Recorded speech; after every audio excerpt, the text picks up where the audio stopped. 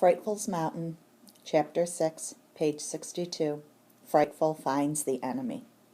The next day was cold. Sleet and rain fell on the Catskill Mountains. The air currents dropped steeply earthward, making it difficult for Frightful to fly. She flew above the trees, but could not get high enough to see her mountain again. Chilled and tired, she came back down to the spruce tree near the lodge to wait for the ice storm to pass. Mole holed up under the house. The sleet had driven the game birds and animals into retirement, and he knew it was useless to hunt. However, unlike Frightful, Mole had another option. Around noon he trotted off to the town dump. At dusk he returned refreshed. For the next few mornings, Frightful watched Mole leave the lodge and return in the evening. His tracks were soon covered by snow and icy rain, erasing all signs of the hound's travels. One evening, Mole did not return from the dump. Frightful spent several days hunting without him. She caught a mouse running over the snow and a squirrel that had ventured from its leaf nest. When Mole finally came back, he was limping. His left ear was torn and bleeding. He had lost a fight for a female Labrador on a farm down the mountain.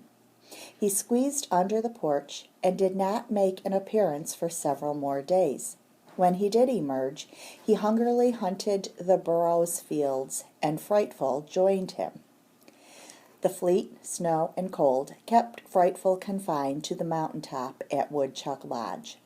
Finally, the air currents stopped dragging her down, and she flew high enough to locate her mountain, but the entire western horizon was swathed in clouds. She went back to the spruce tree. At last, a high-pressure bubble brought sunshine to the icy Catskills. Frightful shook out her feathers and preened and oiled them. She lifted her head. Her large round eyes searched for the indicators that would guide her on her way. She found none. The window of migration had closed for Frightful. She was a winter bird, one who cannot go south.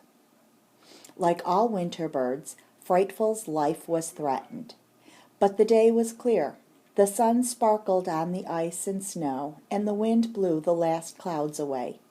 Frightful left the spruce tree and climbed up and up. When she reached 2,000 feet high, she saw at last the one mountain in thousands. She flew straight for it.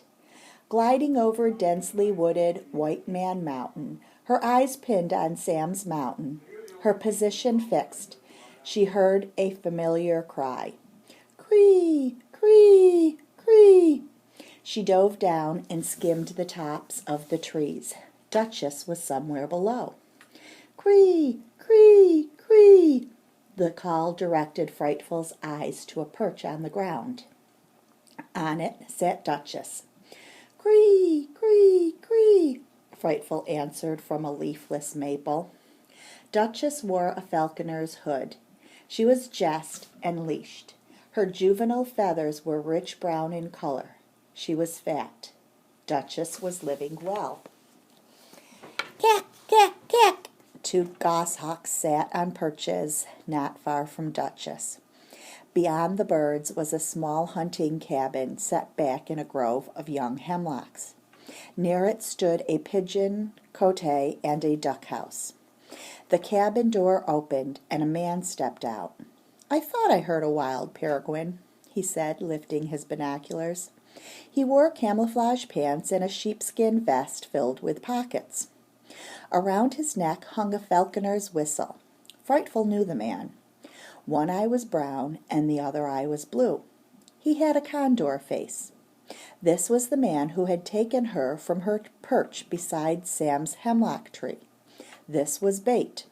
Spud, he called. Come here.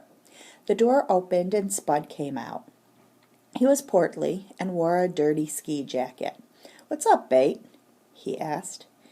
I just got real lucky, said Bait. There sits $25,000. He pointed to Frightful. 25 and 25 makes 50,000. Let's get her. Come on, Bait, Spud said. We ain't got time. Scary's waiting for us. Let's sell these birds before the bird cop finds us and we go back to jail. Leon Longbridge is never going to find us here, said Bait. Could, said Spud, peering around. I saw that Falcon guy from Roxbury driving along the lumber road down below. Who's he?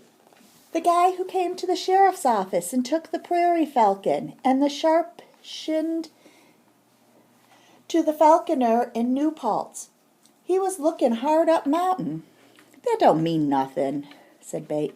You can't see this place when you're 10 feet from it. Well, let's get out of here anyway. He knows we were in jail for selling falcons and hawks to wealthy Saudi Arabian falconers. That's a federal offense, remember? They let us off light. Yeah, said Spud, running a thick hand through thinning hair. But a second offense is federal prison, and that's a long stay. Let's go. We can catch this bird in minutes, Bait said. Her crop is empty. She's hungry, probably lost on migration. 25,000 is a lot of dough. He focused his binoculars on Frightful again. Go get the mist net, he said. I'll get a duck for our pretty duck hawk. That'll get her in the net in 2 seconds. Spud hesitated. Get going if you want to get out of here so bad, Bait said. Spud hurried to the cabin for the net. Bait walked quietly to the duck house. Cree, cree, cree, Frightful called again. This time Duchess recognized her voice. She turned her hooded head almost upside down, then sideways as she listened. Psee, psee, Duchess answered in baby talk. Psee, psee, she repeated. Frightful sat quietly. What little instinct she had for feeding the young was entirely gone. The nesting season was over, but the baby call brought a feeling of comfort to Frightful. She was a winter bird, and a lonely one. She listened quietly. Bait and Spud, moving like midnight bats, left the cabin and darted through the trees. Frightful watched them. She closed her wings to her body and pulled her tail feathers together one upon the other. She did not fly. Psee, psee. Duchess again called the hungry nestling cry, reminding Frightful that she herself was very, very hungry. She looked for movement. Her eyes went to the men. They were the only action. She watched them stretch a long mist net between trees. It rippled, then went taut, and almost disappeared from sight. Bait took out a duck from his vest pocket, and holding her in his arm, stroked her breast until she was hypnotized and calm. Then he tethered the Muscovy on the other side of the net from Frightful. All set, he whispered to Spud. Follow me. He led him in a wide arc away from Frightful and back to the cabin. She's still there, Spud said as he opened the door. I'll stoke up the wood stove while we wait. It's chilly. Don't bother, said Bait. As soon as the Muscovy flaps, that falcon will dive and hit the net. I hope so. I don't like this. The Muscovy came out of her trance and shook. Frightful saw her. She tensed to dive. Bait watched through his binoculars. There she goes. We got her, he said. Not yet, said Spud. Let her get real tangled in the net. We've waited this long. A few more minutes won't matter. Frightful straightened up. Ducks were not prey. She was still Sam's falcon. Waterfowl did not interest her.